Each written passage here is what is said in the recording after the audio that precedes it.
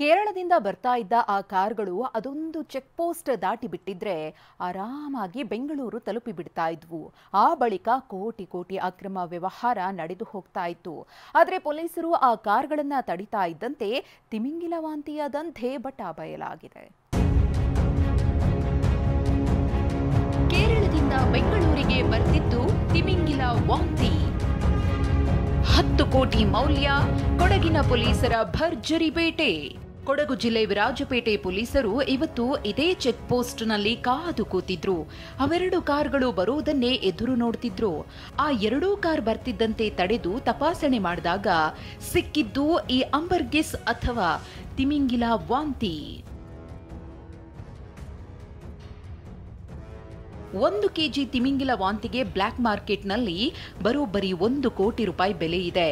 ಇಂಥ ಬೆಲೆಯುಳ್ಳ ಬರೋಬ್ಬರಿ 10 ಕೆಜಿ ಅಂಬರ್ಗಿಸ್ ಅನ್ನ ಕೇರಳದ ತಿರುವನಂತಪುರದಲ್ಲಿ ಸಂಗ್ರಹಿಸಿದ್ದವರು ಬೆಂಗಳೂರಿಗೆ ತರ್ತಿದ್ರು.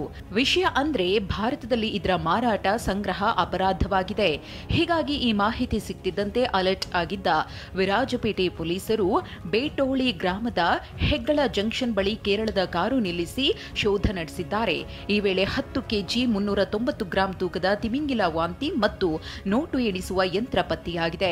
ತಿರುವನಂತಪುರಂ ಮೂಲದ ಶಂಶುದ್ದೀನ್, ನವಾಜ್, ಶಿವಮೊಗ್ಗ ಮೂಲದ ರಾಘವೇಂದ್ರ ಸೇರಿದಂತೆ ಒಟ್ಟು 10 ಆರೋಪಿಗಳನ್ನು ಬಂಧಿಸಲಾಗಿದೆ. ಹೆಗ್ಗಳ ಜಂಕ್ಷನ್ ಕಡೆ ಒಂದು ಇನೋವಾ ಕ್ರಿಸ್ಟಾ ಮತ್ತು ಸ್ವಿಫ್ಟ್ ಕಾರನ್ನು ಚೆಕ್ ಮಾಡುವ ಸಂದರ್ಭದಲ್ಲಿ ಅದರಲ್ಲಿ ಆಂಬರ್ಗ್ರೀಸ್ ಎಂಬ ಮೆಟೀರಿಯಲ್ ಒಂದು ಸುಮಾರು 10 ಕೆಜಿ ಇರುವ ಆಂಬರ್ಗ್ರೀಸ್ ಮೆಟೀರಿಯಲ್ ಅದು ನಮಗೆ ಇರುವುದು ಕಂಡು ಬಂದಿದೆ. ಸುಮಾರು ನಮಗೆ 10 ಕೆಜಿ ಸುಮಾರು 10 ಕೋಟಿ ಮಾಲ್ ನಮಗೆ ಸಿಕ್ಕಿದೆ. ಅಷ್ಟಕ್ಕೂ ಈ ತಿಮಿಂಗಿಲ ವಾಂತಿ ಅಥವಾ ಅಂಬರ್ಗಿಸ್ಗೆ ಯಾಕೆಷ್ಟು ಬೇಡಿಕೆ ಅನ್ನೋದನ್ನು ನೋಡೋದಾದ್ರೆ, ಸ್ಪರ್ಮ್ ವೇಲ್ ಜಾತಿಯ ತಿಮಿಂಗಿಲ ಬೊಂಡಾಸ್ ಮಣಕಿ ಜಾತಿ ಮೀನುಗಳನ್ನ ತಿಂದು ಅದನ್ನ ಅರಗಿಸಿಕೊಳ್ಳಲಾಗದೆ ವಾಂತಿ ಮಾಡುತ್ತೆ. ಆರಂಭದಲ್ಲಿ ಈ ವಾಂತಿ ದುರ್ವಾಸನೆಯಿಂದ ಕೂಡಿರುತ್ತೆ. ಆದರೆ ಗಟ್ಟಿಯಾದಂತೆ ಇದು ಸುವಾಸನೆ ಬೀರುತ್ತೆ. ಇದರಿಂದ ವಿದೇಶಗಳಲ್ಲಿ ಸುಗಂಧ ದ್ರವ್ಯ ಖಾದ್ಯಗಳ ತಯಾರಿಕೆ ಮಾಡಲಾಗ್ತಿದೆ. ಇನ್ನು ಸ್ಪರ್ಮ್ ವೇಲ್ ಜಾತಿಯ ಈ ತಿಮಿಂಗಿಲ ಅಳಿವಿನಂಚಿನಲ್ಲಿದ್ದು ವಾಂತಿಗಾಗಿ ಈ ತಿಮಿಂಗಿಲವನ್ನ ಕೊಲ್ಲಲಾಗ್ತಿದೆ.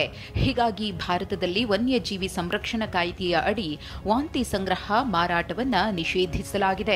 ಅಂಬರ್ಗಿಸ್ ಸಮೇತ ಆರೋಪಿಗಳನ್ನ ಬಂಧಿಸಿರೋ ಕೊಡಗು ಪೊಲೀಸರು ಇದನ್ನ ಎಲ್ಲಿ ಸಂಗ್ರಹಿಸಲಾಗಿತ್ತು, ಯಾವ ದೇಶಕ್ಕೆ ಸಾಗಿಸಲಾಗ್ತಿತ್ತು ಅನ್ನೋ ಬಗ್ಗೆ ತನಿಖೆ ನಡೆಸುತ್ತಿದ್ದಾರೆ.